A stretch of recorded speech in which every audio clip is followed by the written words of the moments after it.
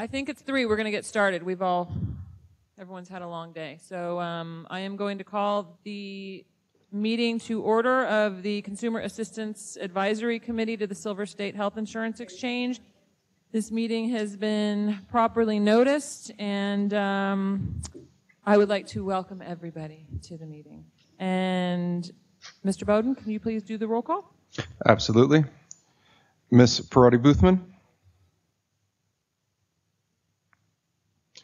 Mr. McCoy? Here. Mr. Mazzoni? Ms. Joyner? Here. Ms. Ellis? Here. Mr. Downey? Mr. Downey's not on the subcommittee. Oh, okay. Sorry, we had it on the roll. That's okay. But he is here. But he's here in the audience, but he's not on the subcommittee. Vice Chair Lewis? And Chair Atkins? Present. Thank you, and we have a quorum. Thank you very much. We will start. Are there any announcements before we start? So for purposes of the agenda, Xerox presentation is not on this agenda. If you would like to stay and listen, you are more than welcome, but I didn't want you to think that, so whatever you want to do. Just wanted to let you know.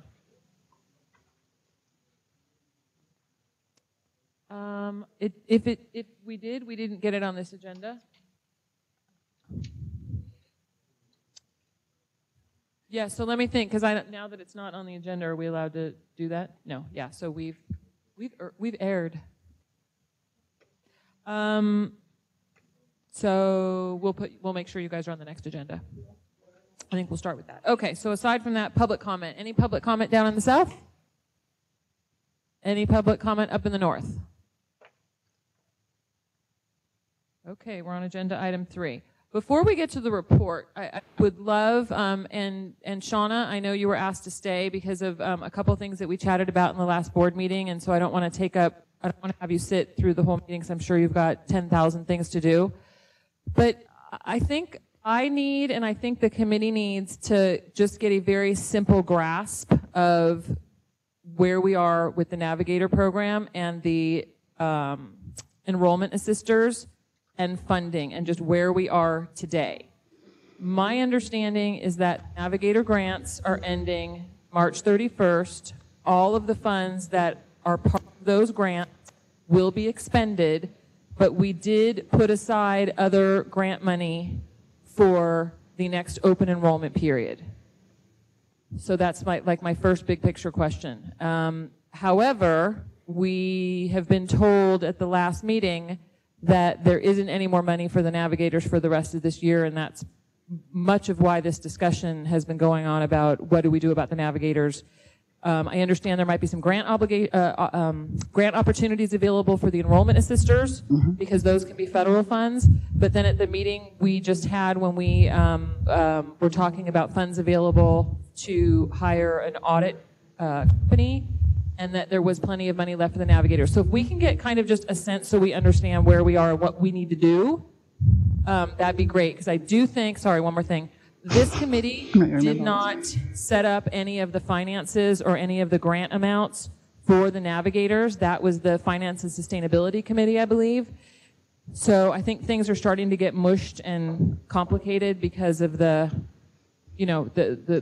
because open enrollment's closing and where we are in the circumstances. So if someone can kind of just give us a very clear, simple picture of where we are and what we need to do, we would love it. I will try to do that. That was a very long list of things, so you might have to remind me. So the first part of the statement I almost 100% agreed with. So if we go back and we talk about the fact that we need Navigators in the state of Nevada, we had to have 2 Navigator entities. The grants that we give those Navigator entities, there is no requirement in the ACA for a dollar amount that we give them. And so when we gave out grants for Navigators, we included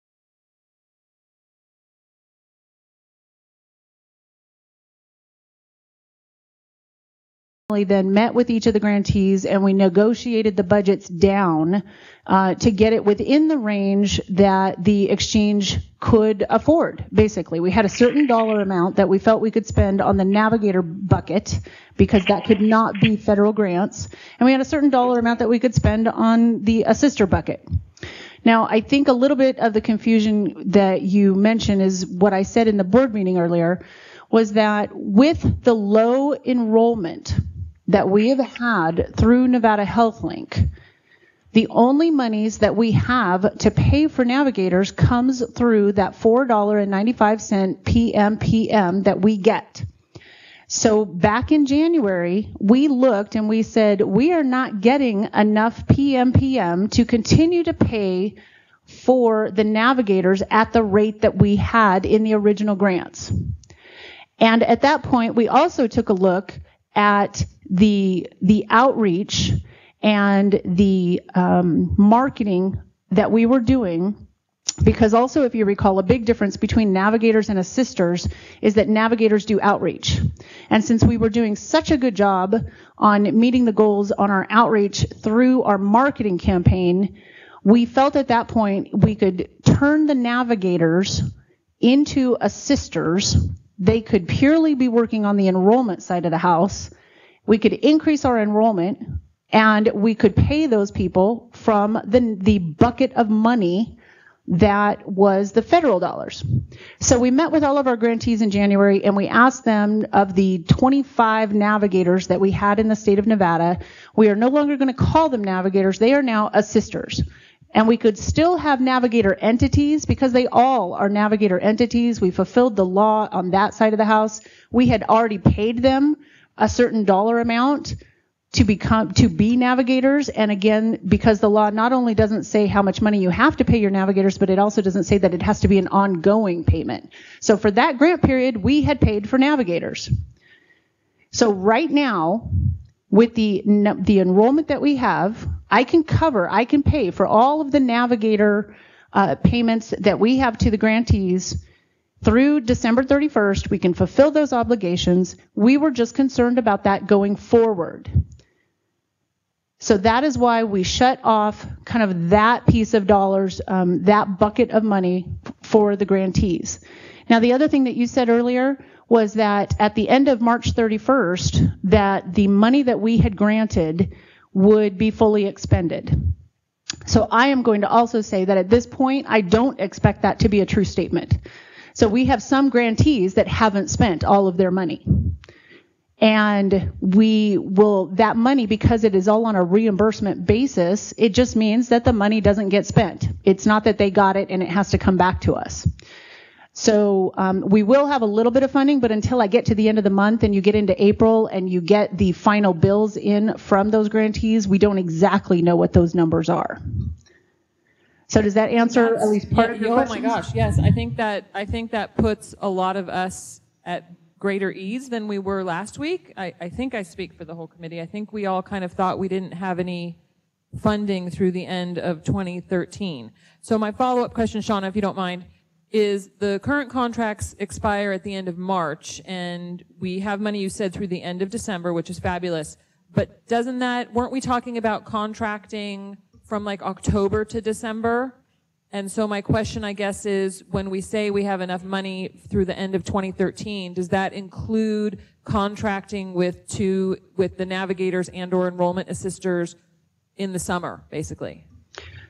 So let me make sure I understand what you're saying. When I said that I asked the navigators to kind of switch over and turn into assisters as of December 31st, I meant December 31st of 2013. So right now, January, February, March, we're in March of 2014, we do not have any active navigators. We are not currently paying any obligations for navigators. And I have plenty of money through the end of December of 2014 for the assister program. But until our enrollment increases and we collect a PMPM for an increased number of people that I can use to pay for navigators, I don't have navigator funding. Okay, so I think, yes, and I misspoke my years. So I think I understand. And when you say we have enough funds to pay both the enrollment assisters and the navigators who have been converted into enrollment assisters through the end of 2014, that means we have enough funds to pay them the same, the way we're paying them currently on their contracts. Okay, no. I'm sorry. So, am I the only person, and maybe Amber or anyone here? There must be let me make one more statement. Let me try to make this clear. So, if you recall, all the way back when we said we had contracts or grants for these entities through March 31st. That was the end of open enrollment. Okay, at that point, we told all the grantees, we talked to the board, we said we were going to come back in March and we were going to see who the successful grantees were.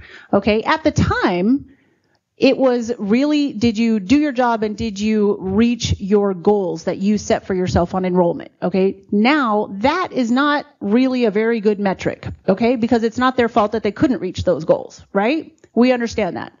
But now it comes down to even if we said, great, all 6 of our grantees have done a really good job for us and we want them to continue forward, now you look and say, assisters enroll people. That's all they do.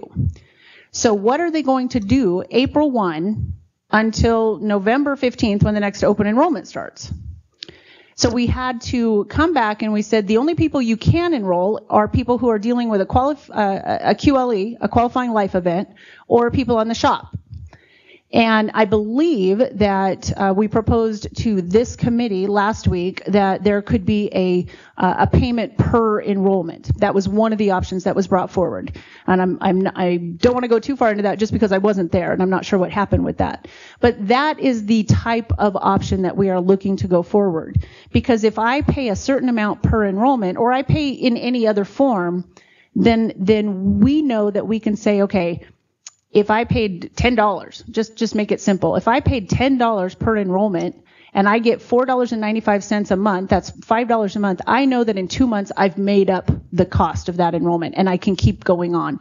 So it's just the financial look at, can you sustain yourself for these enrollments going forward? And then it doesn't matter whether it's not a $200,000 grant or a $300,000 grant. It's, I will pay you for every enrollment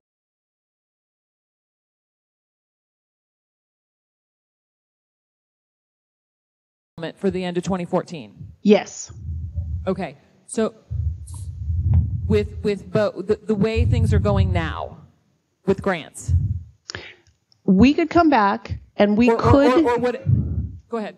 We could come back and we could do grants again during the second open enrollment period, just for that what is it, month and a half, 2 months?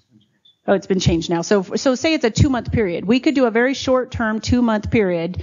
3-month period, three-month period, I'm being told here in the audience, but then you're talking all these groups of people, they would have had to have laid off people during the summer, and then they have to gear up again, and we were really trying very hard to come up with a way to keep these people going all summer long. When I don't have the budget or that bucket of money, we never intended to have that bucket of money to go all summer long. Okay, so it's starting to make sense to me, and I apologize. And I have a bunch of people here. I have questions. I have just a couple more questions, though. We were told at our last meeting that we have to have navigators between April and I'm just going to use November 1st as the next open enrollment period for purposes of discussion. We were told that we have to have navigators April 1st and November 1st. So the ACA says that there have to be at least 2 navigator entities, okay? The ACA does not indicate that they have to be paid at all. They have to be named. Well, okay, I get that, but okay. Well, I get that, but really? I mean, is that?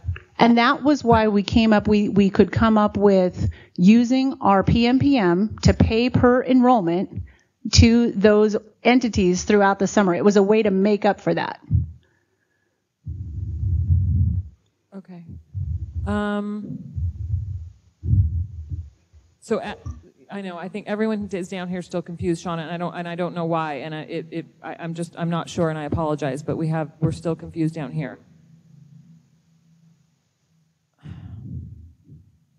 Ms. Parati, Shauna, do you mind taking a couple questions so we can try and understand what it is we need to do? I fully expected to be here for the whole meeting. I am fine. You go right ahead. Okay.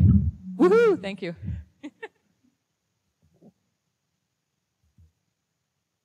Shauna, this is Gina Parati Boothman for the record. So I want to try to truly understand this. Currently, right now, navigators have been rolled over and are assisters. And yes, correct. Okay. So that's that piece. And you're continuing to financially support the assister navigator combo role with the grant money, and you were prepared for that. What wasn't expected were the issues with the system and needing staff or individuals to continue to support enrollment and or QA, whatever you want to call it, through these months that we weren't to have individuals or didn't need to support financially those individuals. Correct. So now we need to support them. Okay. Correct. But there is finances, money from the grants that without happening to support through the summer, we would be able to support the second enrollment period with just navigators or still this process of navigators combined with assisters? I will have grant money for assisters, and I am hoping, and we are working on the numbers, I fully expect to have a certain amount of money for navigators in the fall. I do not have a specific number, a dollar amount at this time for navigators because, again, it depends on the number of open enrollment that we get signed up now because we collect that PMPM all summer till we get to the end of till the next open enrollment. Okay. And the difference here is paying for assisters. Right now, I pay an hourly rate on every single one of those grants. We pay people whatever it is, $10 an hour, $20 an hour, whatever their grant says that they get paid every single hour, whether or not they enroll anyone. And again, Lynn, you were on that committee. We talked about very, very early on, do we want to pay an hourly rate or do we want to pay per enrollment? And I will be the first to say that I was against the per enrollment in the very beginning last year. I really was. And now I have been turned around and I really do see I wouldn't have wanted to do that over the last 4 months because I think it would have been terribly unfair to the grantees because they couldn't get through and they couldn't get that enrollment. But I do believe that we are making strides, people are getting through, and that going forward in the summer, for those people who are you've only got the qualifying life events and you've only got the shop. That's really all you have in the summer. And I think it is very fair to pay them on an enrollment basis during that time frame. And with that money, paying them during this time frame that we didn't expect we would need to pay and support that financially, do we have enough money, I'll just put it simply, do we have enough money to support what we need through these summer months that we didn't originally expect with grant monies or the PMPM or, and then continue through the second enrollment period?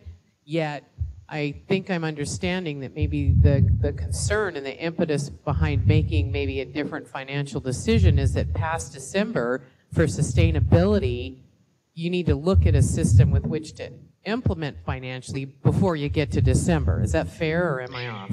It is fair. I think that, again, since not all of the grantees are going to spend out all of their grant money, I will have a little bit from the current bucket of funds to help, pay through the summer. And again, especially if we went to a per enrollment basis, then because every single enrollment we get, that increases the PMPM I have to then pay for the next enrollment. So I will have some money left over from the current bucket of money. And again, yes, you are absolutely correct. I have the money, the assister funds set aside for the open enrollment in the fall.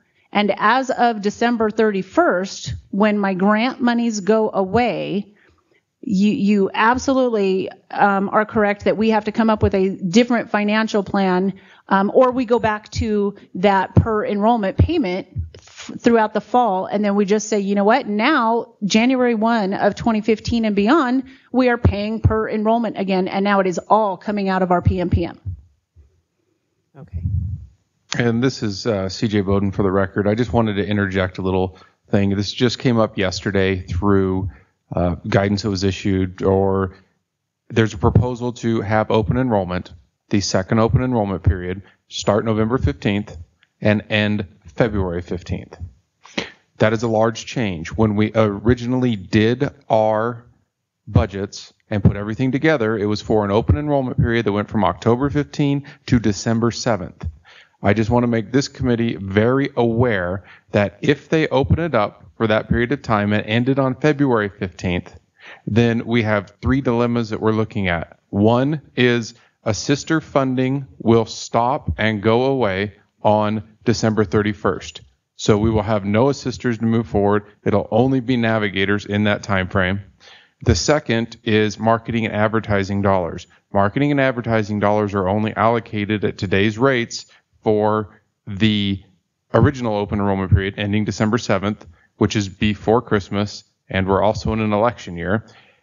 And the last period is even if we go forward and are able to request more funds for a marketing and advertising campaign to continue on a lengthened open enrollment period, we're going to have to stop on December 31st.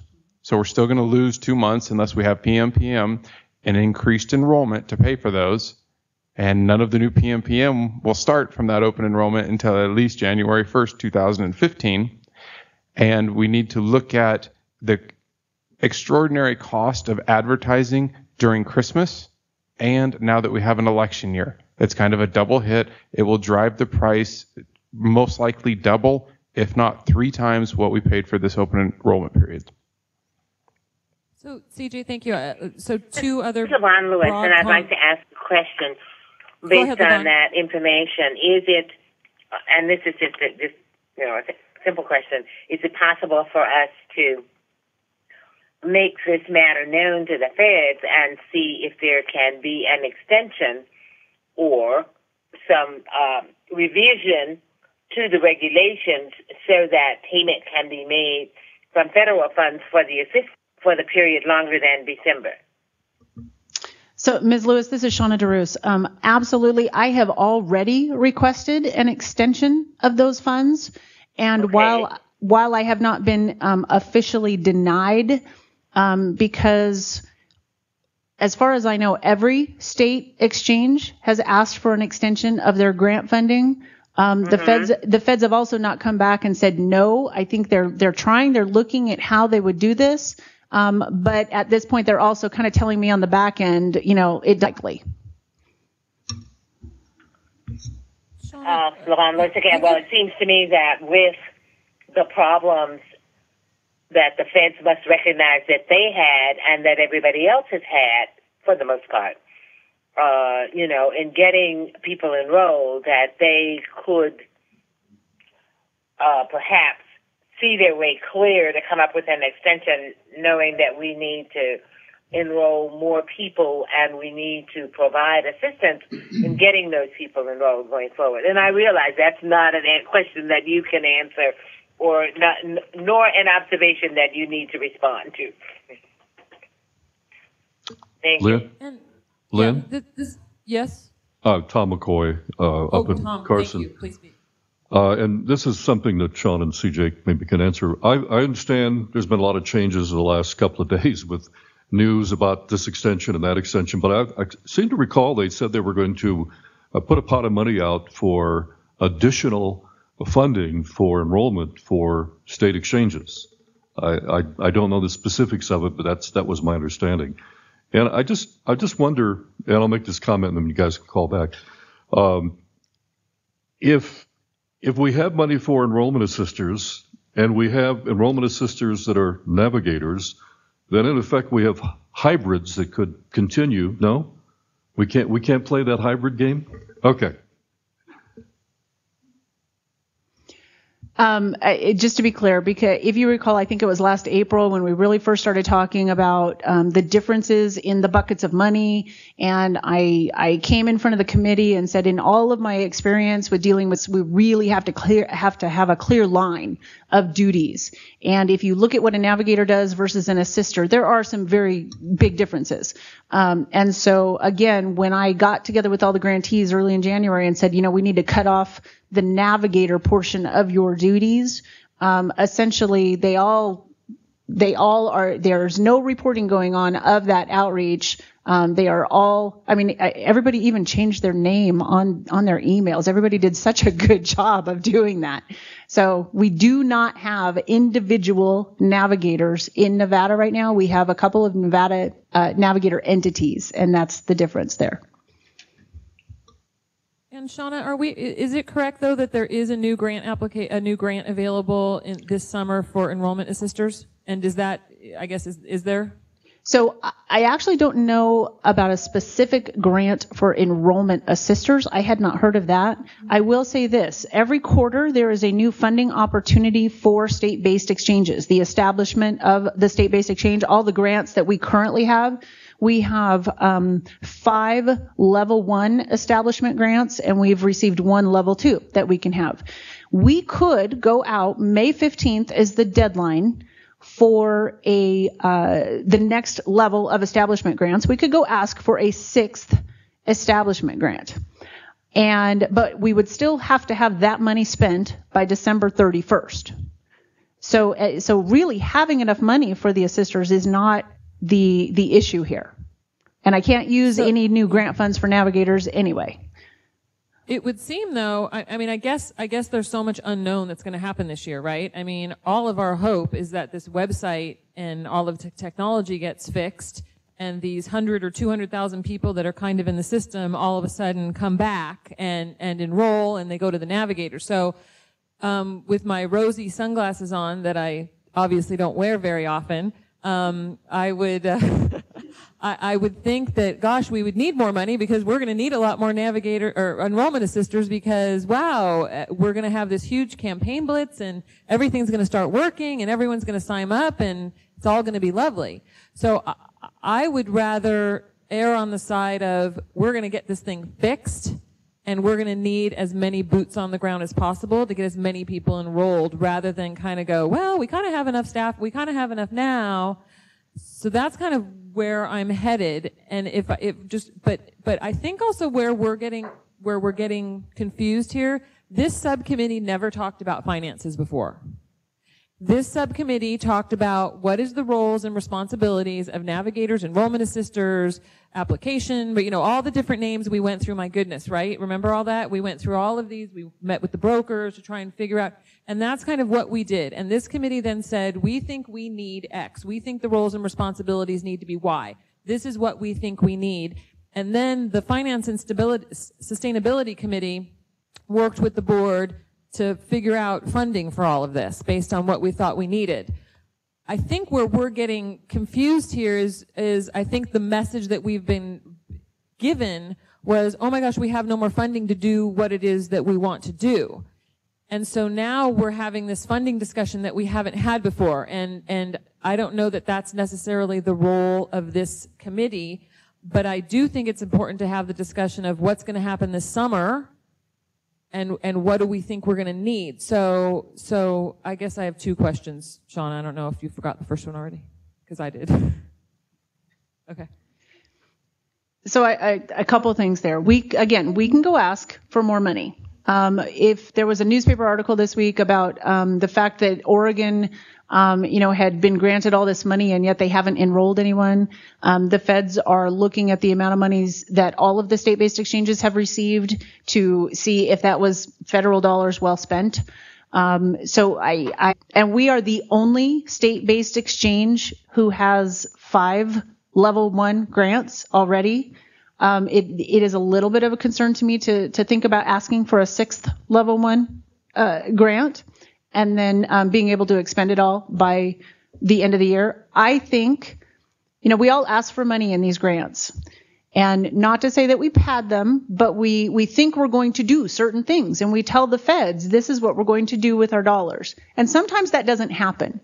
And I do have a certain amount of leeway, and I do definitely have the ability to redirect money, which is how I got the $1.5 million for the Deloitte contract that we talked about earlier. And as we get closer to December 31st, I absolutely feel certain that I will have additional available funds. I can guarantee you I will have additional available funds.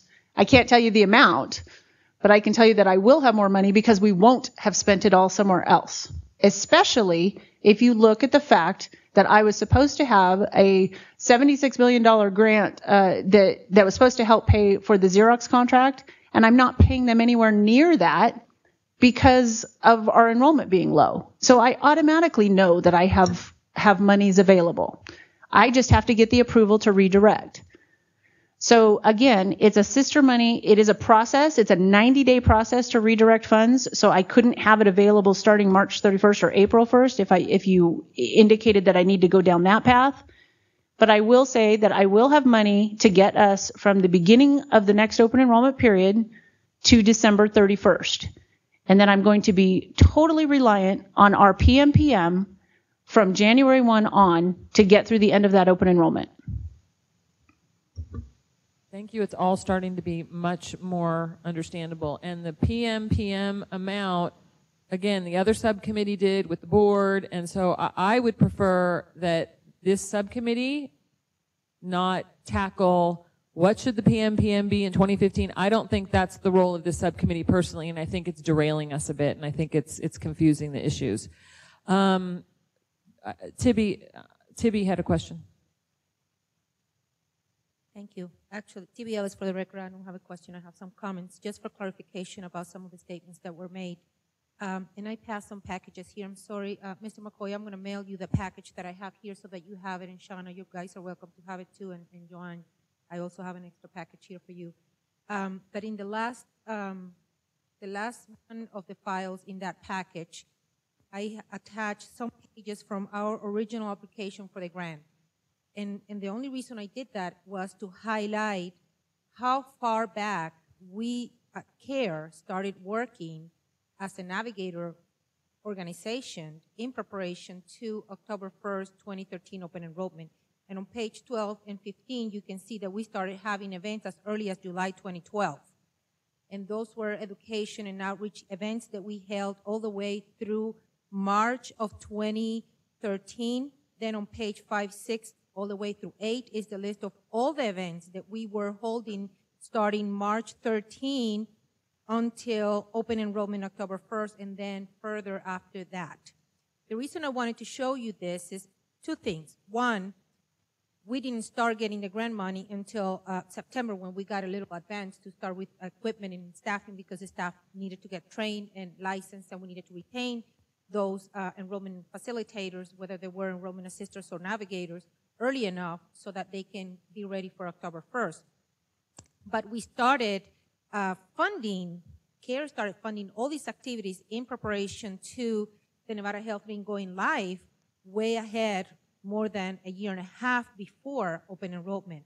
So it only speaks to the reason why, and I know that you have used CARE as an example on item number 3 on this agenda, so I'm going to continue to use CARE as part of that example. The reason of our success is because we started a year and a half doing outreach and education to the community. So when October 1st came, we had actually a full office ready of people to enroll. And as you know the story, we were 3 weeks unable to do that because of the federal hub were shut down.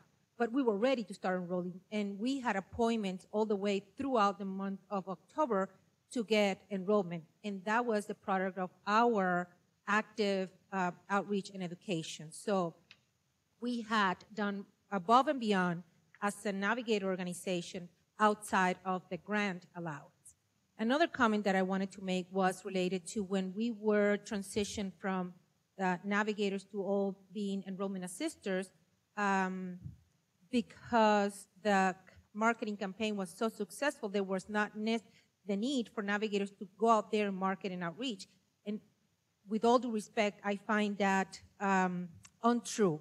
Yes, the marketing campaign was very effective and successful, and they have outreach to thousands of people, and they have done tremendous amount of work out there. However, in every single one of their pieces of message, whether it is in print, radio, TV, or on events, all they do is refer to the Nevada Health Link 800 number and to Nevada Health Link webpage. In non-events and in not literature, it says that they need to go to this navigator organization. So we had to continue to do outreach as a navigator agency, as a navigator organization outside, and in addition to the enrollment facilitation that is being done by all our enrollment assisters. So the marketing campaign has not really been a referral source for us for enrollment, and I just wanted to clarify that we don't rely on that for whatever reason, their active marketing and PR activities do not reflect on our people that show up, applicants or potential applicants that show up in either one of the facilities that we are present on a daily basis. So I just wanted to make sure that, because there seems to be a disconnect or an assumption that what KPS3 is doing out there, it reflects on the number of enrollment that we have, and that doesn't really, it doesn't compute that way. So, and I wanted to also speak to the fact that beyond the grant money that has been given to us to fulfill our commitment under contract for enrollment, that we have done way more than what it was expected to contract because of our full commitment to help Nevada, and particularly play as a team player with the Nevada Health Link to reduce the number of uninsured in Nevada. So we cannot possibly retain the staff that is trained, qualified, credentialed, and licensed on a likelihood that we will get enrollment on a per-case basis when we have to retain them full-time. These people work full-time, and we would like to retain them full-time all the way through the period of open enrollment, or we will come to the point of open enrollment, have to recruit new people, train new people, and license new people, because those people, as Shana pointed out, will probably not be available for a job at that point. And that will only be a detriment to the exchange. To this point, we have not been asked for an adjustment of a budget, perhaps, which will carry us between April through the end of the year, including the next open enrollment. And as you probably can, by logic, assume, our budget will be substantially reduced just through the fact that we won't have to engage into training and licensing the staff that we had to do at the beginning of this program. We do not have to buy capital equipment as we did during the beginning of this program. And during the process of the summer, we probably don't have to do as much marketing because we already know which is our targeted population for the small business owners that we're going to do with Cruise Shop. So our budget can be easily adjusted to meet the financial restraints of the exchange, yet retain the sufficient staff and the operation that we need in order to meet the requirements and the needs that for open enrollment when the time comes. So I just wanted to make that comment, because I don't think that we're looking at that big picture, and we're not looking at the facts on the field. Thank you.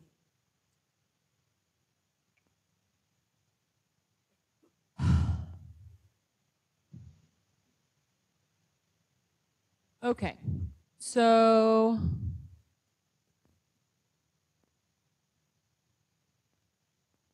here's what I think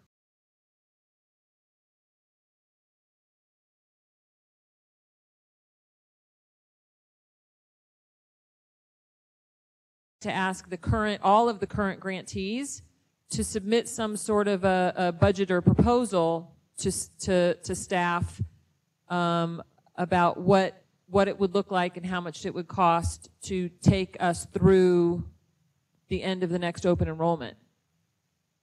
Shauna, what do you think about that? About kind of hearing back, doing it kind of backwards, which again would be a separate conversation, because I don't want this committee stuck on the dollars at all. So, Lynn, I agree with you that this committee's kind of, I guess, purview is definitely to make a recommendation about what you think they should do, how long they should do it, what their roles and responsibilities should be through the limitations of the summer and getting them to the next open enrollment. Again, I think that those recommendations are limited by the amount of funding that is available, the amount of funding that I can redirect, the amount of funding that we can bring back to either the board or the Finance and Sustainability Committee. So I think that it also might be good for this committee to have Plan A and Plan B. We like that. I like Plan A and Plan B.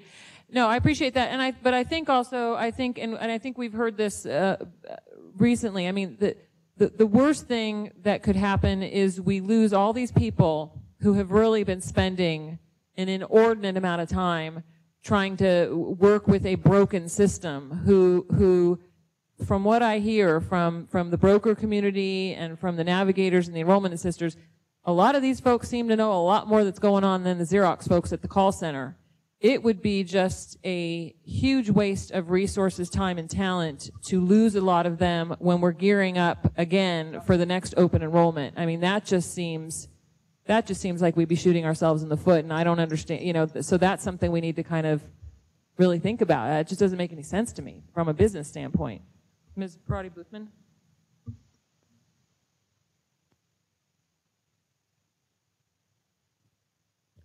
Can you hear me?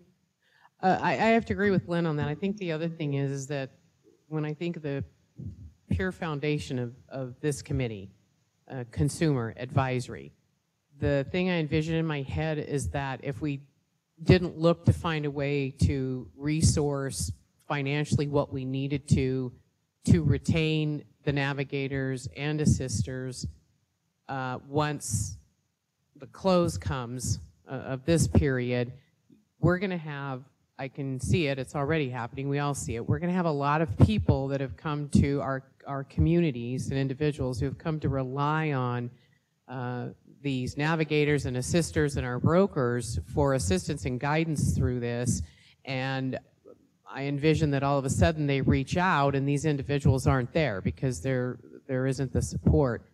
However, at the same time, I have to once again ask or say and make sure I'm clear, and maybe I'm thinking too far ahead, but I want to look to, because I believe in this, the sustainability of this whole system and program. And so, again, come the end of the year, and I know we asked it at the last meeting that we had last week when this information was presented, and I've gone over it and over it again with regards to the future Navigator program reimbursement and the several different possibilities.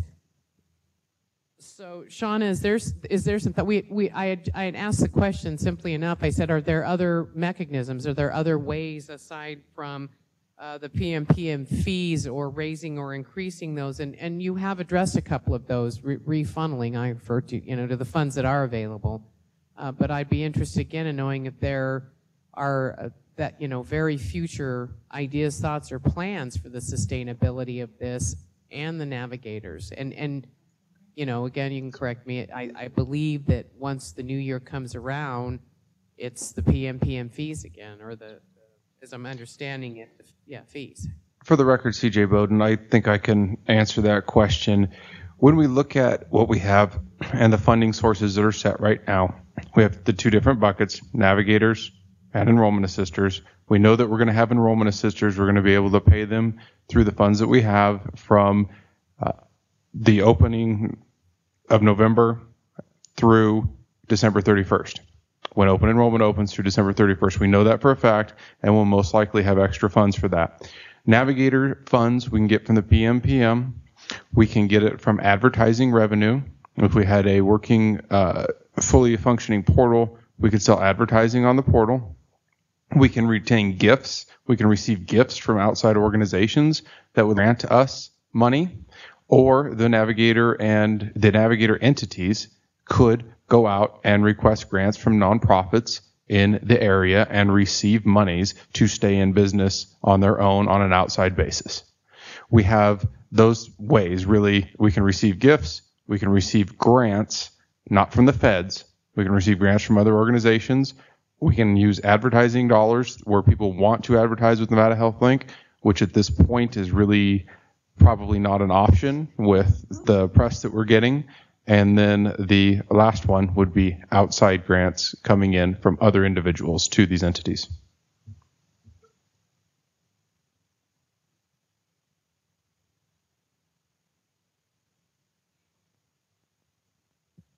Okay, so where are we? Amber, did you want to chat about anything at the moment? I actually think most of our agenda item is going to be in this discussion item as I'm looking, so I want to just kind of have our full-fledged discussion about all of this, because the next one's item 4 is going to end up going off calendar because the board didn't address it, and item 5 is the portal, and that actually might have been the Xerox people, but I think this is far more important. So I would like to discuss, like I said, I want to discuss, it sounds to me like we want navigator entities, and we need navigator entities and enrollment assisters during the downtime at some point. We've got qualifying events. I think we've got finishing pending applications. I don't know how long, whatever that backlog is that's there now and that's going to continue to be. I don't know what sort of work there's going to be for the navigators or enrollment assisters to kind of help get those cleaned up and finished. I mean, I don't think everything's going to stop March 31st, and I think payments able to be accepted until April 15th for a May 1 insurance start date. Is that right? Yes, that is correct. So I think there's actually some time after March that there's going to be kind of a lot of cleanup. I also would love to discuss getting back to like the call center, because we are the one open door, no wrong door, for Nevada Health Link, for all the people that are going to be applying for Medicaid and that are denied Medicaid. I know the board's going to have to talk about that next week. How long are they going to have to apply? So I just think there's going to continue to be work after March 31st, continuing on. So I think we need to kind of come up with what our wish list is about what we think is the responsible thing to do for this program. So that's Lynn, what I would like to work on now. But just a quick Amber comment. and White have not chimed in. So I'm sorry, just a quick comment on that. The Medicaid applications that are denied Medicaid, that becomes a qualifying event. So even if it took a 30-day period for DHHS or 60 days, it doesn't matter when, if that person is denied that insurance opportunity, that becomes their qualifying life event, and then they can come back in and apply for insurance on the exchange. And we have all of their information at that point. Okay, thank you for that piece of information. Amber Madam and Dwight, Chair. do either of you have anything to? I do, Madam Chair. Thank you. And I appreciate it. I came into this meeting, I put a bunch of feelers out when I left the last meeting, really needing to understand better what was happening in the field. And I appreciate I got a lot of feedback, I think, from a lot of people working in the community. And I really appreciate Shauna's explanation, because I think I have a totally different picture now than I did even walking into the building. And so I still have the same concerns I had last week, that I am, and just to echo what other people have said, very concerned that we're going to lose this very talented pool of people who are relied upon in their community currently. I don't like option number 2, where we lose 4 of our current providers. So I think, for me, I absolutely, however, understand the budget issue. I think it's more important than ever that we have assisters or navigators in the community. When open enrollment closes, I think there's going to be a ton of confusion. People are going to say, what do you mean I can't enroll now? What do you mean I have to wait till November 15th? And I think people will need to be guided if they want health insurance now. They need to be told how to get that through other means if possible. It may not be through the exchange. There may be community clinics. There may be other things. They're going to need a lot of help. Also being told, come back November 15th. Can we get your paperwork started? Can I help answer any of your questions? So I definitely think we need a program in the summer. One of the suggestions that was brought to my attention that I thought sounded really good is if somehow we could continue the grants to the current grantees and have some sort of more specific targets about enrollment. They need to hit 2,500 in enrollment for a certain amount of dollars. And then if they don't, then you subtract for every application they're missing a certain amount of money from their grant reimbursement, something to that effect, where we're allowed to create some sort of foundation for the infrastructure, but then they know that they have to hit certain targets for enrollment. And I don't know if that's possible. I think my biggest concern in this conversation right now is that, do we have projections of how many people will hit those qualifying life events, and what size pool of navigators or assisters would that warrant? And I think that's a piece of information I'm missing. But I think there are other options than than just the ones of paying per enrollee, because I do think we'll lose very highly skilled navigators that way.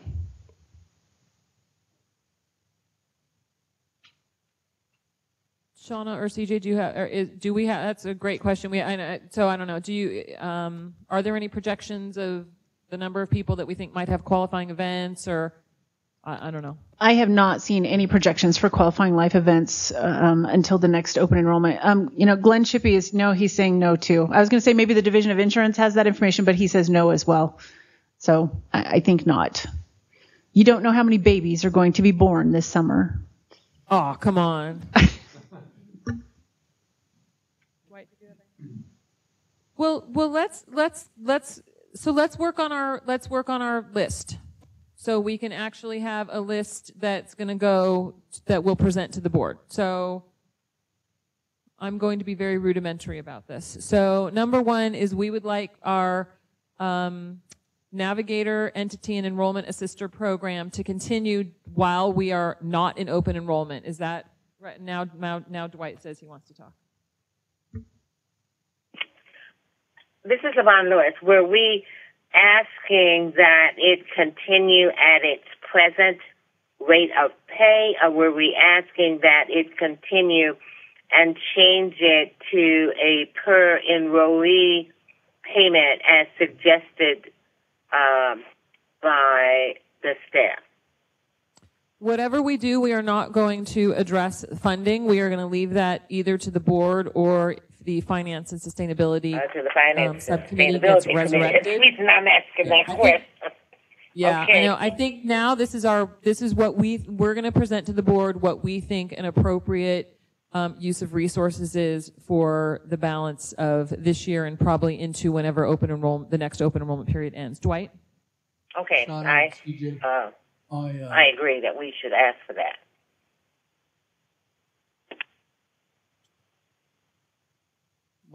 My question revolves around the 6 entities that we have listed here: Intertribal, Ramirez, Great Basin Care, East Valley, and Latino Chamber. Is there any weeding process that we would look at doing because of that? I mean, I'll just take Ramirez and Care because they did the best job overall. If we got rid of 2 or 3 or even 4 of the others, that's feasible, possible, or politically not the right thing to do. That's kind of where my question is going, because that should free up money, or to some degree should free up some monies to be able to direct to the organizations that are actually doing the job. So, Mr. Mazzoni, I will say this. The amount of money that we have set aside for the assisters in the second open enrollment is a specific dollar amount that is not dependent upon the number of grantees. If the exchange said, to any one of the 6 grantees, we are not going forward with you, the dollar amounts, yeah, definitely we have more to spread around with the remaining grantees, but the dollar amount itself stays the same at this point. And I know I said earlier that there will definitely be money available, but we also are a little bit constrained, and again, I know you're not the finance committee, but I have to point this out because I am a finance person. We get a legislatively approved budget, and the legislature has approved a certain dollar amount for us to spend in that time. And yes, I can go and I can ask for that to be changed, and I can ask for it to be updated. But I'm just saying, if we're talking about what we have today we have the dollar amount that the Finance and Sustainability Plan had in it that we took to the legislature and they approved. Anything beyond that would have to be a change. I guess my question would be, this is just conjecture, not making any judgment. Can you speak a little bit closer to the microphone, Mr. Mazzoni? I'm sorry. If I get any closer, I got to crawl inside of it. Let's say that we picked Care, Ramirez Group, and Great Basin Primary Care as the organizations that we wish to have within the program, and because they're doing a better job than overall. The monies could be directed to Care, for instance, and I would assume, maybe a bad assumption, Tibby can correct me if I'm wrong, that she might pick up some of the people that used to work for the Latino Chamber, move over to CARE, and so forth. She might expand her staff, if you will, and I don't mean that to overload it or anything, but therefore the money would be directed a little bit more succinctly to an organization that's doing a better job, rather than giving money to the Latino Chamber, who didn't do, I'm not picking on them, just didn't do very well. They did 173, and their goal was 4,000, where Tippy did 2,400, goal was 9,000. I just think if we're focusing money to the people that are doing the job, would that not help us with this decision that we're working on? So two things in response to that. One is this committee absolutely has the ability to recommend to the board that certain grantees continue with the exchange and certain ones don't. Absolutely, you can do that. I would also say, just because the devil's making me say this, that to take staff from a non or less productive organization and then to move those over to a productive organization doesn't mean that person individually will be any more productive.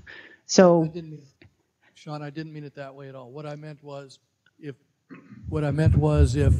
we take Latino Chamber, East Valley, and Intertribal for the heck of it, and they no longer, we said, they're just not doing the job, we should not continue with them. Those people, obviously, that work there are now free market, free agents. They can go wherever the heck they want to go. I'm not saying that we would move people there or that we would tell Tippy to go after them.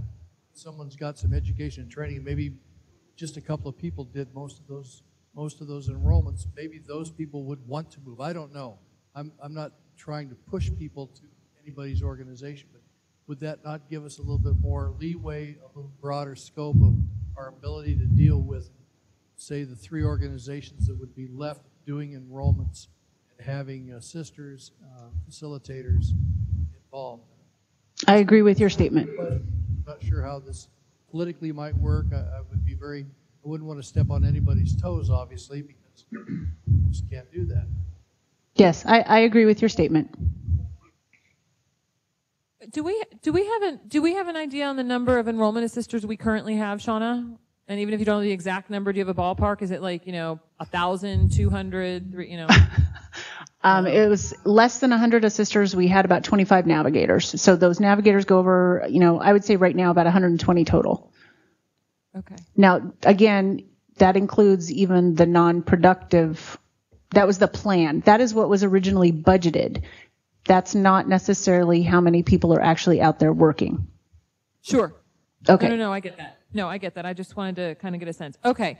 So let's get back to my let's get back to a list. Oh. Yeah, well, we're not going to, yeah. Madam Chair. Okay, yeah. Tiffy's going to recuse herself on any vote we take here, but we want her valuable input. So did you want to talk now? Please. Okay, go ahead. Thank you. So I do want to make some comments and share some information with you, and then I am going to refrain myself from making recommendations to avoid conflict of interest. I am the CEO for one of the Navigator organizations, and I don't think it's appropriate for me to make recommendations one way or another, nor it is appropriate for me to vote. So I will recuse myself, but I do want to make these comments, and I do want to share information with you. I had this morning a conversation over an hour length with the manager of the Navigators program for the Connecticut Insurance Exchange. And I was blown out of my mind how they were organized. We exchanged a lot of what we do and what they do, and it was a really healthy exchange of information. I learned quite a bit from her and her program. But I'm going to share this with you because I think that what this committee and perhaps the board and overall all the stakeholders here, the question that we need to ask ourselves is, how much commitment do we have to the Navigators program? Forget the fact that by law they need to exist, but to understand what their contributing value is to this project. And what I'm going to share with you is what my perception of the Connecticut Navigator program, and these are the lessons to learn.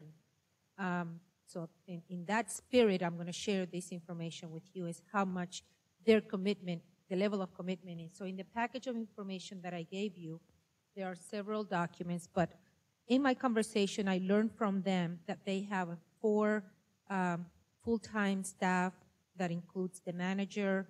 It includes a program and navigators program facilitator who is in charge of the direct relationship with the navigators. They have a training person who is also in charge of their conference and outreach and policy.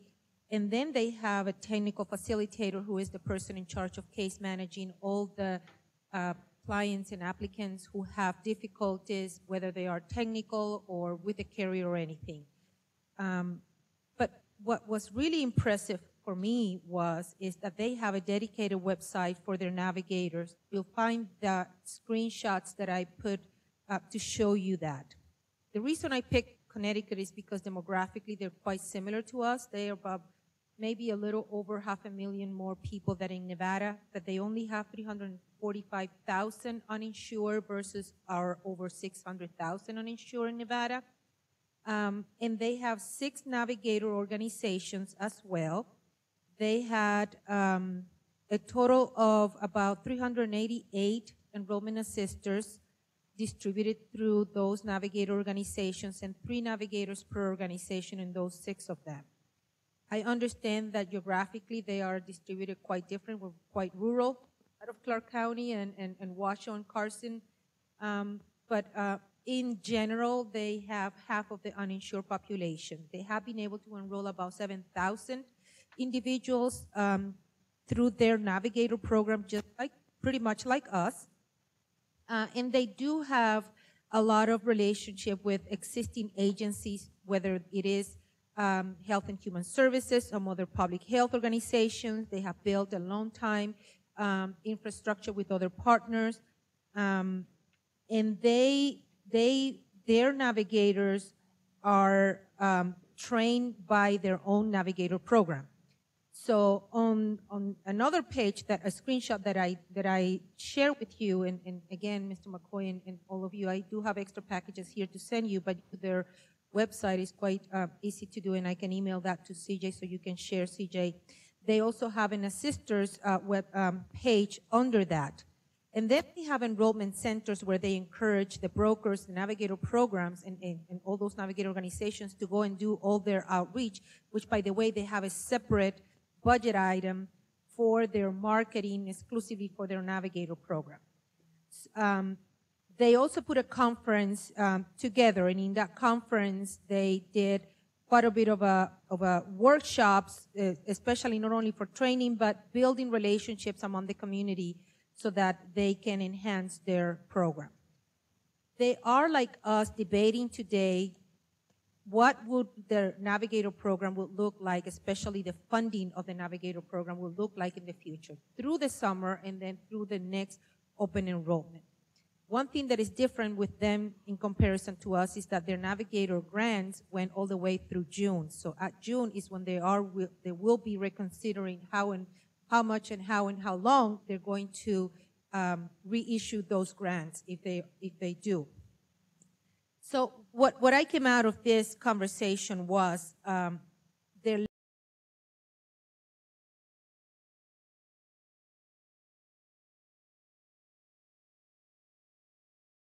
a document which I also share with you, which is from California, and is their proposal that they did originally back in 2012, May 2012, where they presented the whole plan or executive plan to implement their navigator program in California. And I know that California, we're not comparing apples to apples here. Basically, we're comparing a raisin to a watermelon, and I understand that. That I do want to point out on page, the executive summary of the page that I gave you, on the first paragraph, where it says that exchange will largely depend on whether or not the individual families or small businesses are able to find a plan both affordable that meets the medical need and also to navigate and successfully enroll in their health plan. And we know that. We know that by definition, but have we done and are we committed to continue to offer that to the community? On the third paragraph, halfway in the paragraph, there's also a statement that says, unlike today's enrollment pathways, navigators will provide individuals and small business owners with information about all coverage options available to them in their language and culturally suited to them. And we also know that. So I would like to keep that into perspective. On page 2, a statement number 2, which is what really caught my attention, it says that the Navigator program must receive ongoing and adequate grant funding that will help organizations provide comprehensive services, follow a set of standards and guidelines, and retain and build their workforce. And I think that's probably where I like this conversation and this reflection, not only of the committee, but of the board to go. How much are we going to be committed to sustainability? Because I think we're in a position of basically the egg and the chicken. You know, are we going to fund them? And if we don't fund them, are we going to get the enrollment that we need? Considering that the Navigator program in Nevada has contributed to half of the enrollment right now.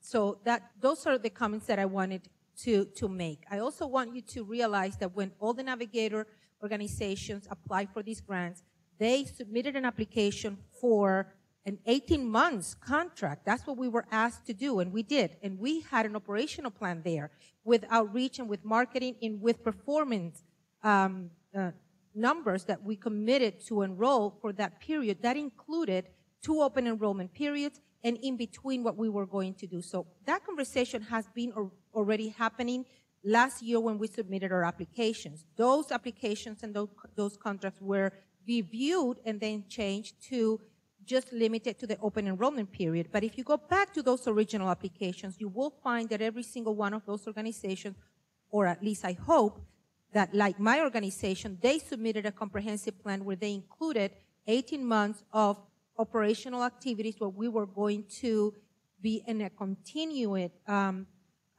commitment of enrolling with open enrollment and outside of open enrollments. So after evaluating all this information that I presented, and with the comparison state that is kind of similar to Nevada, that and that has surpassed the performance plan because they have enrolled more than what they anticipated from the beginning. And I also need to point out that they had just as many technical issues as we have with their system. They don't have a perfect system. They also had to overcome that they have a well-organized plan and strong commitment to support the Navigator and Enrollment Assister and Producers program versus Nevada, who has marginally funded them temporarily. Now we're reviewing how to continue if we can afford it or not, and has not really truly advocated for their own Navigator program publicly through their webpage, through their marketing plan, through any single active form of advocating. Then what I need is making a recommendation and considering that the Navigator groups have roughly contributed half of your enrollees. So the question is, what is the level of commitment of this Nevada Insurance Exchange to the success of their Navigator program, which will only reflect at the end of the day on their sustainability through their contribution. And with that, I'd like to refrain myself from contributing. I'll be happy to ask any questions with my experience that I have in the Navigator organization, but I recuse myself from recommendations and from voting on this line item. Thank you, Tibby. Okay, so let's get our list together so we can submit a list of recommendations to the board. Madam Chair? Yes? This is CJ Bowden for the record. I would have a request from staff if we can, when we're taking the list to give to the board, just for the comprising of the reports, if we could keep it separated between enrollment assisters and navigators because of the 2 separate funding sources, and possibly deliver those in 2 separate reports to the board instead of a combined report, just for the fact it would make it a lot simpler on staff to keep those and write up a report to deliver that in a quick, timely fashion. That's fine, CJ. Do you want me to keep the list and submit it to you guys, or do you want to? Should we just discuss them separately, and you guys want to take notes? Whatever. I'd be happy to take notes for you. That'd be fabulous. Okay, so Why don't we start with the enrollment in sisters, because it sounds like those are all the boots on the ground. Okay, so I'm hearing it's a recommendation of this committee that the enrollment is, go ahead, did someone say something? No. That the enrollment in sisters continue from April 1st through the next open enrollment period. No.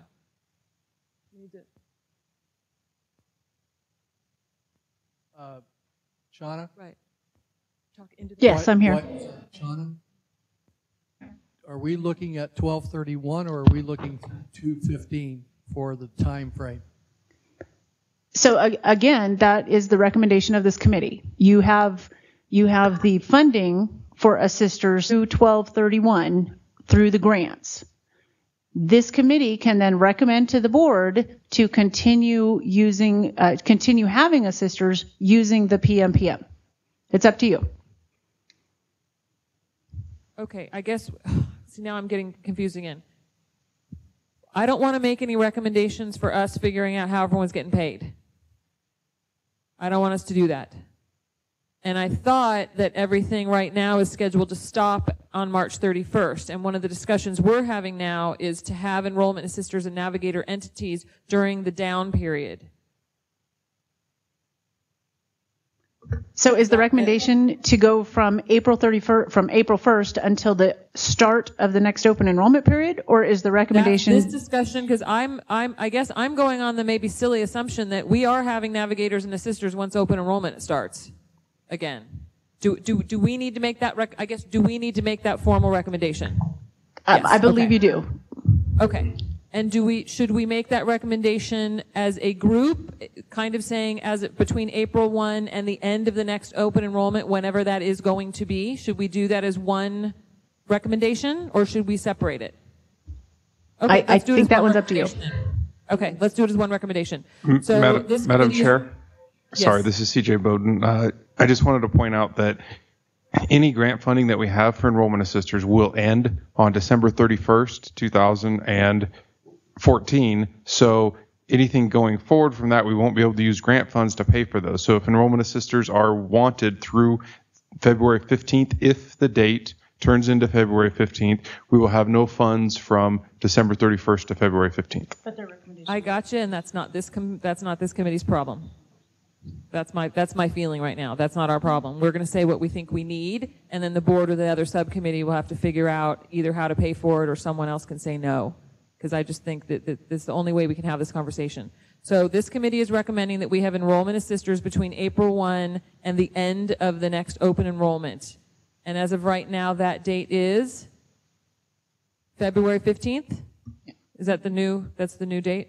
Yes, Okay. that is correct. Okay, that we want enrollment assisters between now and February 15th, 2015. During the non-open enrollment period,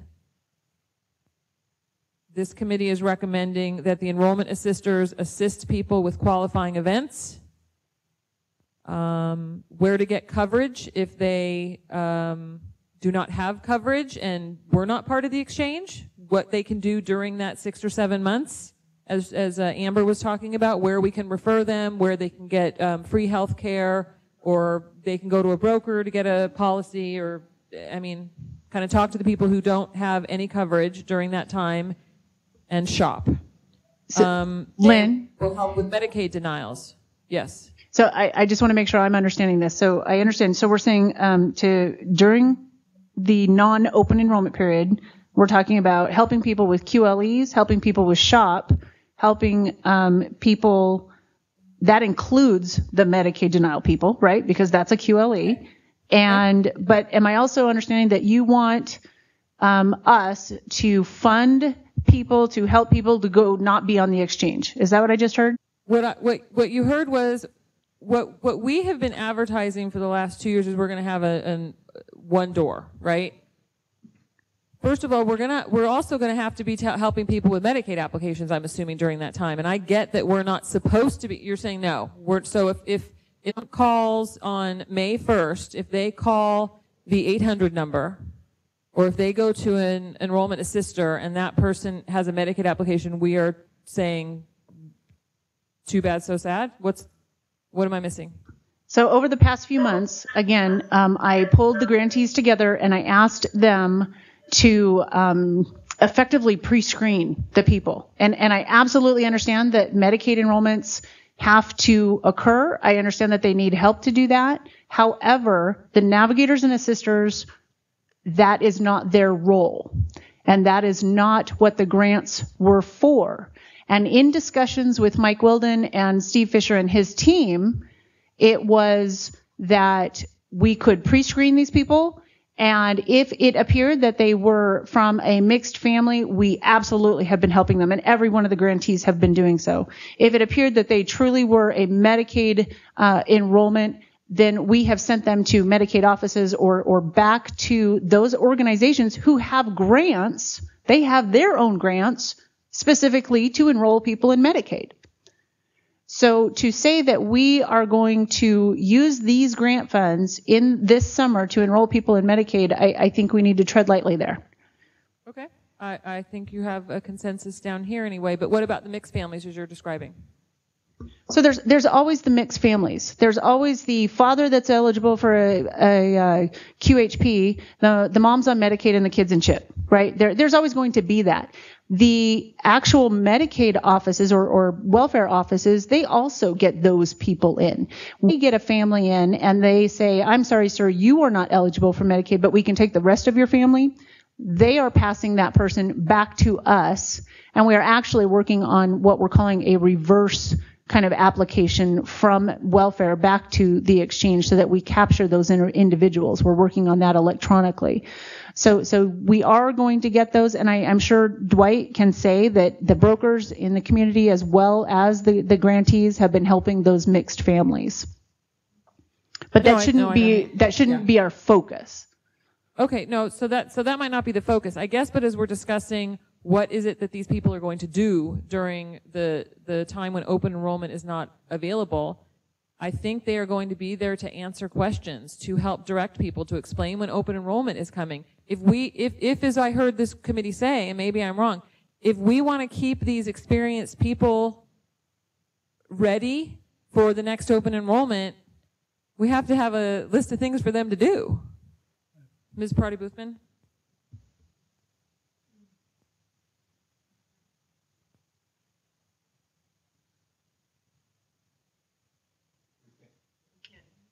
We can't hear you up north.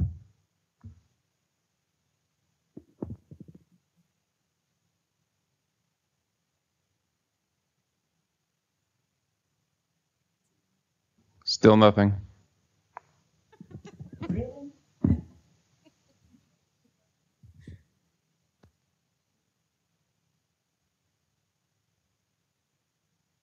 Okay. So when we think about the responsibilities that these individuals need to perform and provide for our individuals, our communities, I agree with Lynn. I think she has listed a few of those, while at the same time, I think it's significant and important to say that I see these assisters and or navigators smoothing over waters. And when we say answering questions, I think that's a bit of an understatement as to what they're going to do with all of the confusion that has occurred for them. And when I think about an excellent marketing strategy, if you will, and driving these individuals back towards finding the exchange and subscribing to the exchange more palatable than during the off season, we're going to need, I see that as a harder working time frame for these individuals kind of hurting and then getting and prepping and educating and informing and outreaching, and then we hit the second phase of open enrollment, or I refer to it as a second phase. So thank you. Mr. Mazzoni?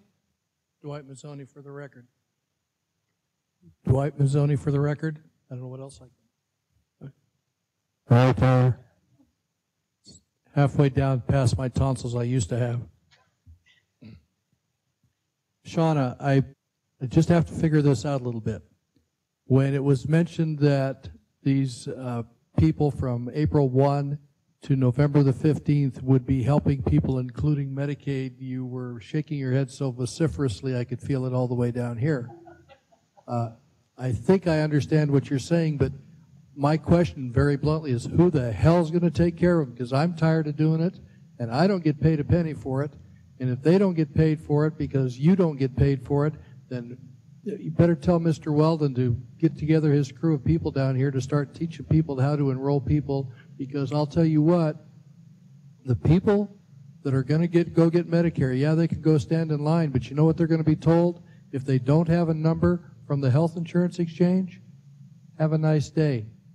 Go back and get enrolled through the health exchange and then come and see us. Then you can stand in line for another 3 hours, and then we may be able to put you in the system. So I have a real concern with we're going to ignore a huge part of our population that our governor took several $1 million to expand Medicaid, and now we can't service them, can't enroll them or anything else. And I guarantee you, those are the people that take up most of our time from my end of this deal. I mean, I spend hours talking to people about Medicaid, and the phone calls that come in, when are they going to talk to me? When are they going to talk to me? And I mean, at one point in time, it was 70 days from the time we enrolled somebody till Medicaid, till DWSS would even call these people or talk to them. So I've got a real concern with we're ignoring a whole huge part of our population when I look at the number of people enrolled in insured plans versus the people that have enrolled, which is much larger, 20,000 to, I don't remember the number now, just a much larger number that enrolled in Medicaid. So how are we going to handle this huge part of our population?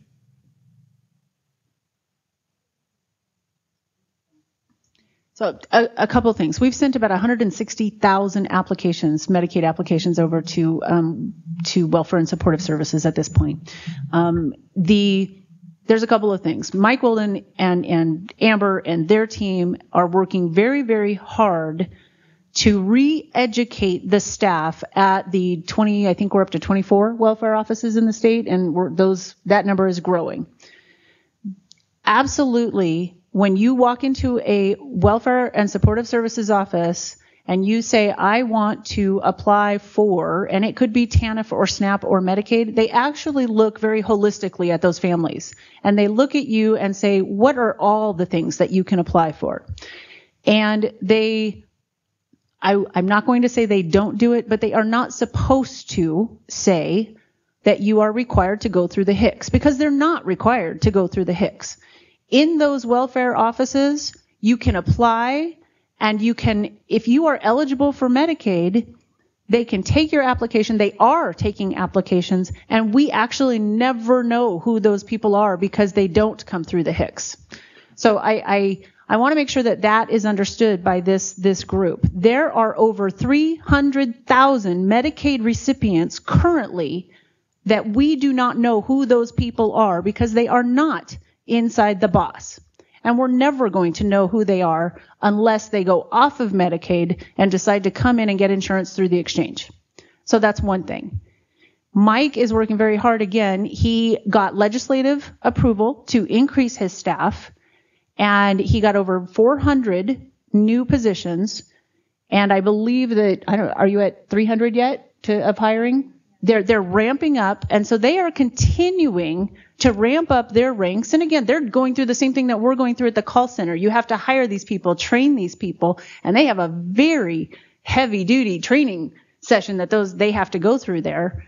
But all of those people are going to be there, and they will continue to grow in ranks, and the process will continue to get better, even on Mike Weldon's side of the house. And I know, Amber, I'm probably stealing your thunder here a little bit, but I truly believe, and I've worked with the team, and I've worked with all sorts of the offices around the state. And yes, there have been those offices where people have walked in and they say, I'm sorry, you can only apply through Nevada Health Link. And we've all heard those stories. And when we report those back to DHHS and Mike Weldon's team, boy, they are coming down on those staff. And the staff is being told, no, you will accept those applications. So I just want to put that out there because I think they are doing an excellent job. So for the record, let me jump in. So if you and CJ understand kind of where we're coming from, I think the bottom line is I'm hearing, and I feel very strongly about this. we don't want to lose. We've got 125 enrollment assisters right now for just purposes of discussion. Let's say, you know, we would love to have all 125 at open enrollment next time. Let's say we can't. Let's say we can have 75 of them, whatever the number is. What do you guys suggest we do to keep them this summer? How are we going to keep them? Because if we're just going to be right back, you know, at a frustrating place where everyone's going to be getting the wrong information, hopefully when the website's hopefully working, and we don't want that to happen. The Navigator program, I think, has been one of the highlights of the Affordable Care Act and its implementation here. I think our Navigator program, they have just been, you know, doing everything they can to get people enrolled. And what I don't want to have happen is, you know, I do want the website to work. If the website starts actually working October 15th and November 15th, but we don't have any navigators, like really? So I say that, and I know my tone is kind of as it is at the moment, so I don't necessarily really mean that. But what do you guys suggest then? What do we do? You write the grants, you write the contracts. What do we do? I absolutely understand your frustration, and I'm not indicating that you go one way or the other. And again, this group has the obligation to take back the recommendations to the board. And if the recommendation to the board is that we continue paying these 125 people all summer their current rates, whether or not they enroll even another person, then that is a recommendation. You know, and then my job and my staff, we go back and we try to figure out how to make that happen for you, if that's what the board wants to do. When I look back at where we were 6-7 months ago, I don't know that anybody had that thought that we would continue with all of those people being employed throughout the entire summer. I don't know that we thought that far ahead because we were thinking so much about the immediacy of getting these programs up and running. So Lynn, it's a very difficult thing that you're talking about. And from the financial side, you know, I understand Connecticut has this great program. Connecticut also has a lot more money than we do. And that's part of the problem. I'll share this with you. One of the federal partners that we work with told us the other day that they really truly felt that part of our problem in Nevada is that we tried to be on the cheap. We tried to do this on the cheap. And Nevada has a way of doing that in general across all of our programs. And we take pride almost in that we do this for less than other people do it. And we create our own problems sometimes. So I'm not saying no, I'm not saying they shouldn't, but I'm saying it's just a hard. I think it goes, I think, you know, you guys are understaffed at your office, significantly understaffed. And obviously I still think the call center's understaffed. And, you know, of all those people that are there, I think, 28 people can actually take applications. If everything worked as we thought it was going to work, it would have all been okay. But it all came crashing down, and we have to remember that as we go forward. And I think you're right. I think we have to make sure we now know that we have to make sure these navigators who are already trained, who know all the problems, who know how to get around the system, who know how to mess with this, you know, to make sure they can get as many people as they can enrolled, that they are all there on November 15th or on November 1st, whatever day, whenever that's all going to open. That's what I think is our responsibility. And maybe that is the simple recommendation. Maybe the simple recommendation is that we maintain these navigators and these enrollment assisters as is through the next open enrollment period. Amber, are you going to buzz? I was going to, Madam Chair, if that's okay. I just had a quick question. And I think my question really was if our recommendation, I think you might have just said it, so I didn't think that quickly, but I guess my clarification question was, are we recommending that then the board take our recommendation to the Sustainability Committee? Are they actually meeting now? They're not meeting, right? So that's what I wanted to clarify, is they're not meeting. So then the board would make the financial decision. So I'm having trouble separating the finances because I want to make sure that whatever we recommend is feasible. And so I'm struggling a little bit with, if we don't have a committee to send this to figure out the finances. I agree, I don't want to get too much in the weeds, but I was struggling with that question. There's really nobody to punt it to. I'm concerned with that. No, I think you're right. And I think, and I've had, I think we've just started having over the last 2 weeks as we got this committee back together, and as I said, it was kind of given to us, we don't have any money to do this, that everything started getting confusing. So it sounds like it's not, we don't have any money, but we might not have all the money that we would like to continue to do what it is we want to do. So I would think if we're not going to get that subcommittee back together, and I think the board's going to have to decide then the board is going to have to make the financial decision about what to do and what funds we have. And, you know, I don't know, maybe some wise person suggested to me that Xerox might be willing to make a donation to the Navigator program. And I thought, that is a brilliant idea. So I don't know. So I think I'd like to go the course that we're going on, which is we make a recommendation to what we think is to the benefit of Nevada HealthLink and its success ongoing, and make sure we are staffed well enough for the next open enrollment period. And, you know, the numbers are what the numbers, and then the board can kind of look and say, well, we can't afford that. Maybe we can do 80% of that. Maybe we can do, you know, I don't know what the answer will be, but I think we have to kind of start with, this is what we think will work to make this a success. That's what I would say. And then again, I don't know if they're going to reestablish that subcommittee. Mr. Mazzoni? Seeing as that's what's been said, first of all, concerning the non-involvement with Medicaid people, RPS3 or whatever, whoever they are, better get their act together and get some PR out that really defines exactly what these people should be doing. And we need to share that with all the navigators, the sister organizations, and all the producers, because we're certainly not been led to believe that. And I can tell you from personal experience that we have had people wait 3 hours in line to be told they have to go apply online, get a number, and then come back. So I'm just telling you that's a system that has been working down here, and not aware that there was any place we could call and say anything different to anybody or report anything or try and get that fixed. What she said twice, I'd like to keep the assisters, navigators, the program in place for the summer, speaking in favor of your decision. I would like to add an adjunct to that, inasmuch as the problem that we have has been created by one organization. I'd like us to look at, and I don't know what the legality is or politics or anything else being part of it, that we seriously consider going to Xerox and saying, Xerox, you got a whatever size contract you got, how about you just cut us a check for $1.5 million? That'll cover what we need to cover for the year for our navigators and assisters to take care of everybody.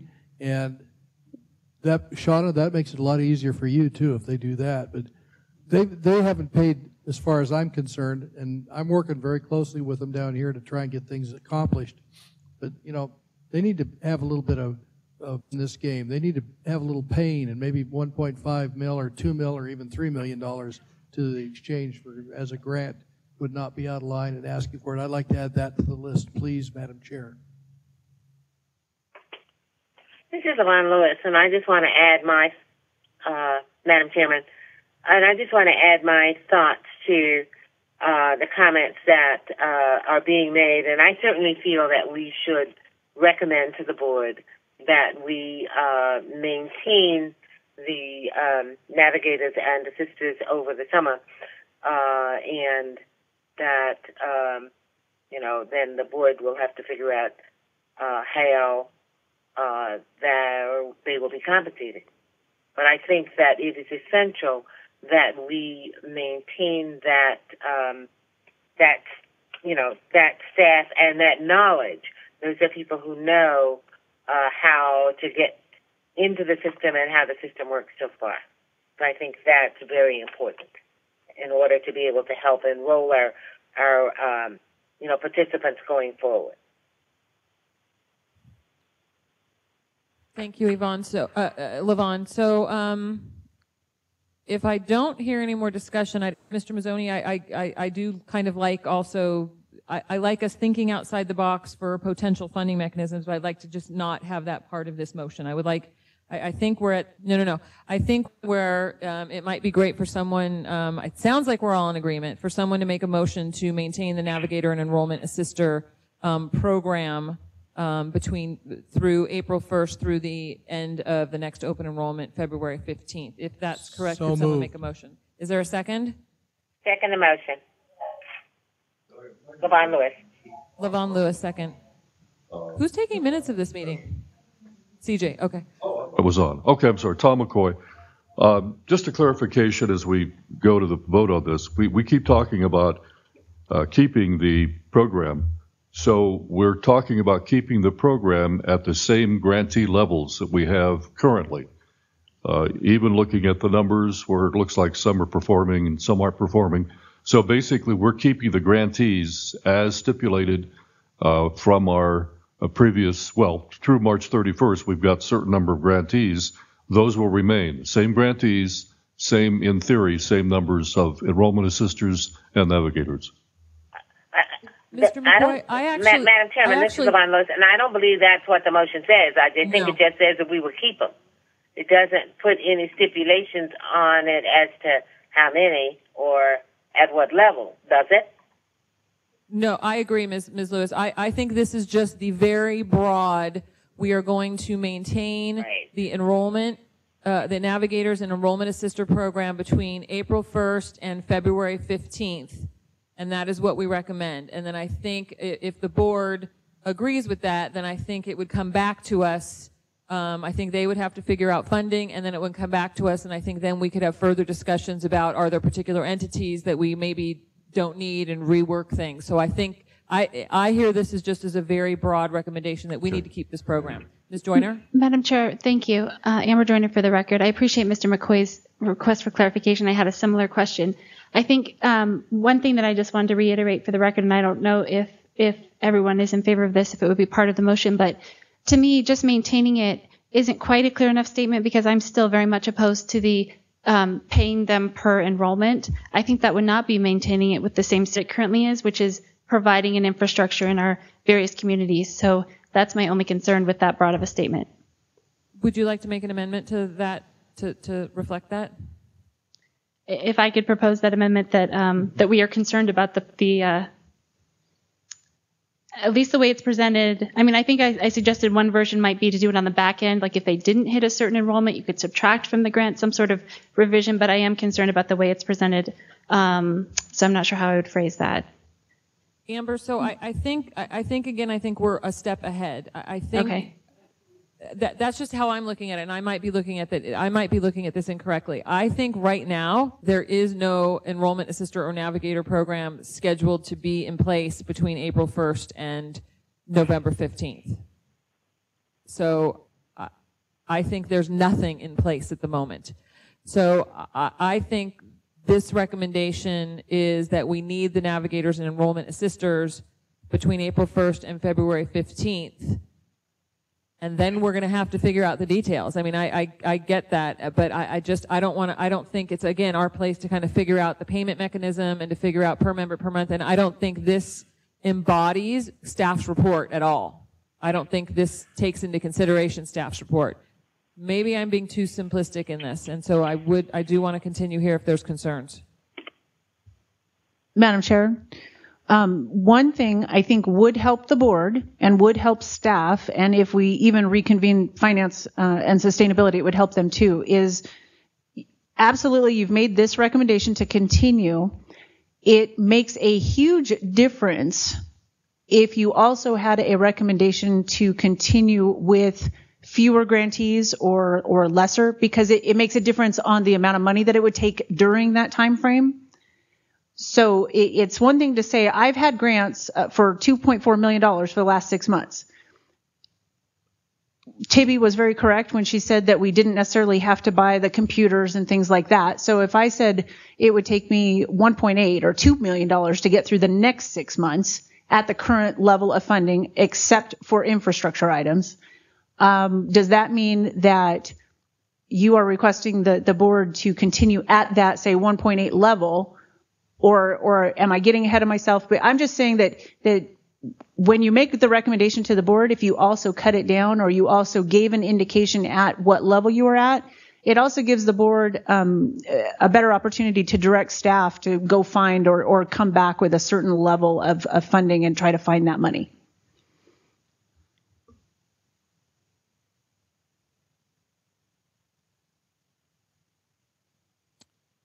Ms. Parati-Boothman?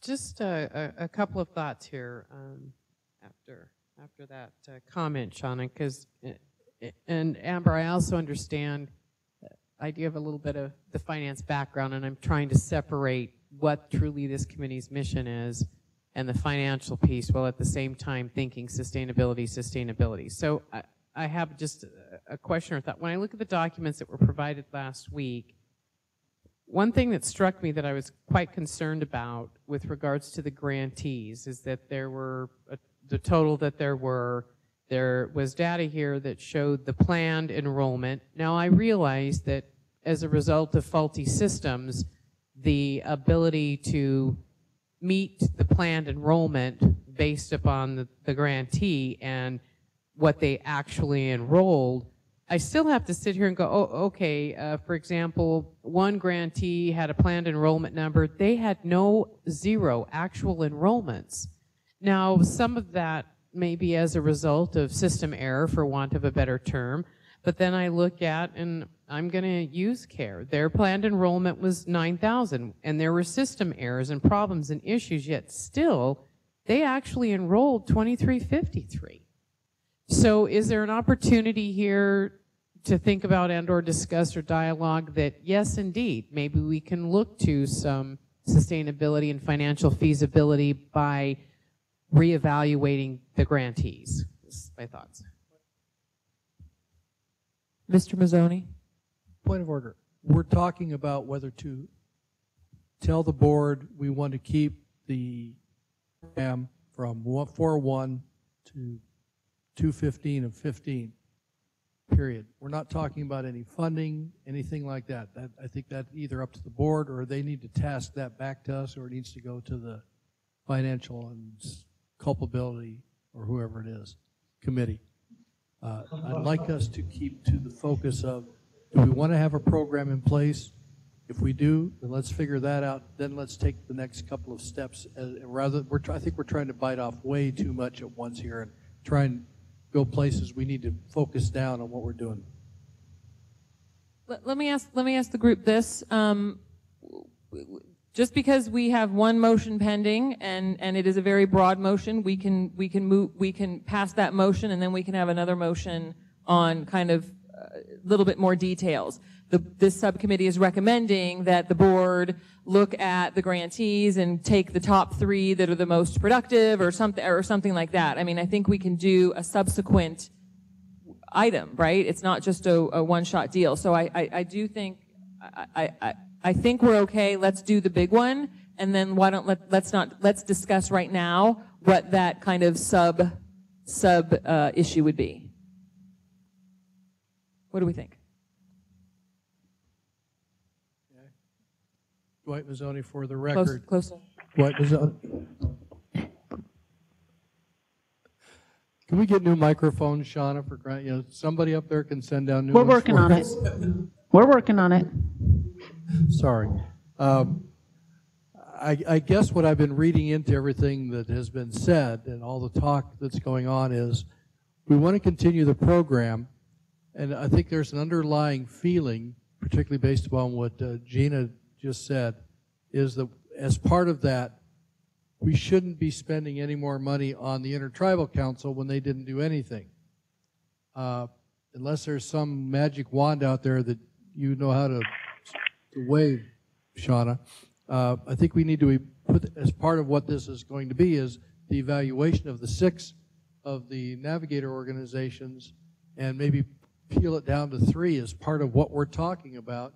And I don't know what that does with the money. I don't know how much money. I mean, we only have 120. If we only have 120 people, some of these organizations maybe only had 2 or 3 people for all I know, because I don't know the size of makeup of the staffing of these organizations.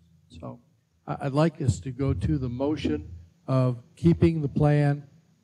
I guess if I had to amend the motion with an evaluation of the organizations and which ones do we support or keep or sustain, whatever the verbiage has to be to support that. Is there a second to my amendment? This is Yvonne Lewis, and I would second that amendment. Hold on. We're having Attorney General comments here. I think we've gotten way off the farm. Okay.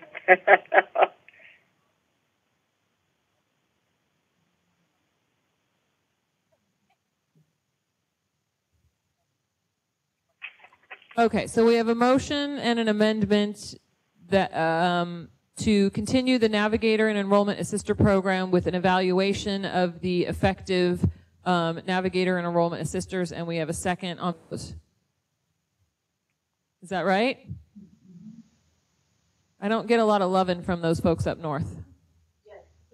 Yes. Yes, that is what we heard. Okay. So with that, any further discussion? All in favor, please say aye. Aye. Aye. All opposed, say nay. Okay, we got. Oh yes, and for the record, Ms. Ellis recused herself because she is works for CARE, which is one of our Navigator grantees. Thank you. Okay, we got that good. Okay, so do we want to spend a couple minutes?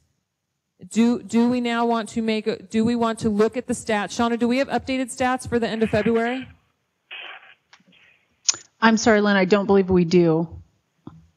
And my guess is because the numbers were not great in February that the numbers are not much different. I don't believe that we have received all of the grantees' reports for the end of the month yet because it's only the 5th today. So can I make one statement? Madam Chairman, could we do that at the next meeting, or would that be too late? Sure, Shauna, do you want to? You had something you wanted to say, and then I did. Can you guys close your mics down there? I think we're getting feedback. Okay, that's better. Thank you. Oh, no, it's not. One thing I wanted to point out too, are you guys hearing that feedback as well, or is that just up here? They're not hearing it. I'm getting the feedback. This is Yvonne Lewis, but I have my microphone muted, so it shouldn't be coming from me. Okay. I wanted to just to respond very quickly to Mr. Mazzoni there on the Intertribal Council. So because all of these grantees are public, the grants themselves are public, these are federal dollars, and this is then the payments made to the grantees are then public. So I can say this. There has not been any payments made to the Intertribal Council of Nevada. So they got this grant, and we haven't paid them for this grant. I will also say that of the 25 that were originally, we talked about, of the number of assisters and navigators, I believe that we were counting about 15 from the Intertribal Council of Nevada. So that means that technically we've had 15 less of those people out on the street. But I just wanted to point out to Dwight, because I understand it says 0 there, but we also have not spent any money for those 0 enrollments. So I just wanted to point that out. Thank you. I appreciate the clarification. So does the committee have an appetite to spend a few minutes understanding it's late in the day? And Levon, no, I don't think we have to do that now, but I think if we can kind of do maybe a little bit more of a narrow recommendation to go along with the first recommendation to go to the full board meeting next week, I think that would be great because April 1st is coming up. So I don't know what the thought is with the committee members. I don't know if we want to say based on the current Navigator program and current Navigator program analysis that was provided by staff, that we're recommending, the highest performing Navigator entities continue. And I mean, I'm not sure how we would want to word this or what we want to say. So I'd love to hear from some committee members.